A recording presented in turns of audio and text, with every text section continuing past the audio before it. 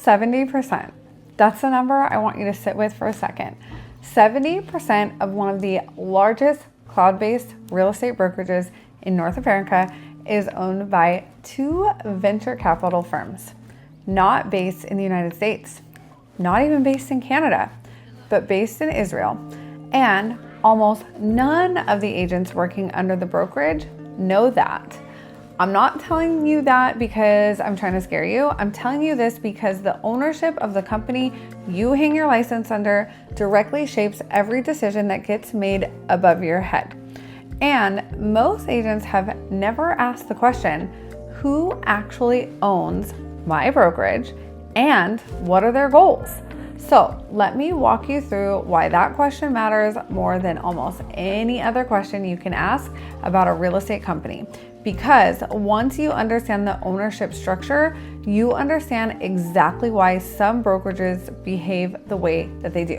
And once you see it, you can't unsee it. Here's the simple version. When a brokerage is owned by a venture capital, the goal is straightforward. The investor puts money in and they need a much larger amount of that money to come out. That's not a criticism. That's how venture capital works. Every decision the brokerage makes is filtered through one question. Does this increase return on capital for the investor? And sometimes, what increases returns on capital and what's good for the agents are the same thing. Better technology, better support, better resources. Investors and agents can align in the short term, but there is always a moment when those two things diverge. When the pressure to deliver returns on a $100 million or $1 billion investment runs into the reality of a real estate market that is not cooperating. And in that moment, ownership shows you who it is.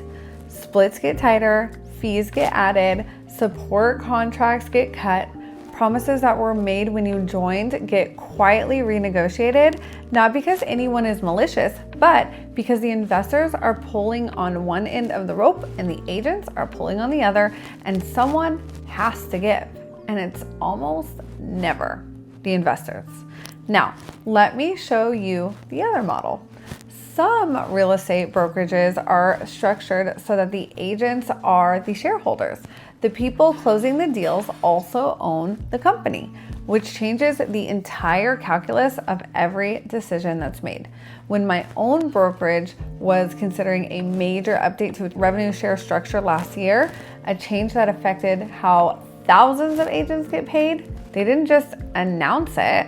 They consulted the top 50 to 100 producing agents first. They asked them what would actually help. They incorporated that feedback, and the resulting program was significantly more favorable to the agents than what would have been implemented in a vacuum.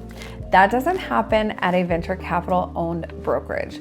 Not because their leadership is bad, but because the structure doesn't allow for it. The investors set the parameters, the agents live inside of them. So here's the question. I want to leave you with this. Pull out your phone, go to your brokerage's investor relations page, or do a quick search on their ownership structure. Find out who actually owns the company you've built your career under.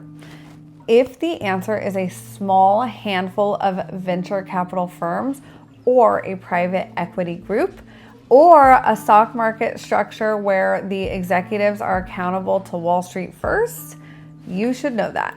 Not because it means you should leave, but because every decision being made about your income, your splits, your support, your tools, your future is being made by people whose financial interests are not identical to yours. If the answer is that agents are the shareholders and the company is structured so that the people doing the work also own the business, that changes the conversation entirely. And if you can't figure out who owns your brokerage with 5 minutes of research, that itself is a kind of answer.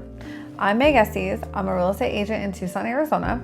I sit with these structural questions because I think they matter more than the surface comparison most agents focus on. Splits, fees, branding.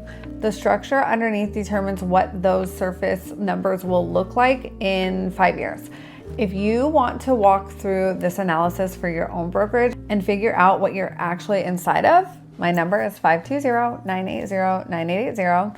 There's a calendar link in the description, or you can drop a comment with the name of your brokerage and I'll show you how to look it up.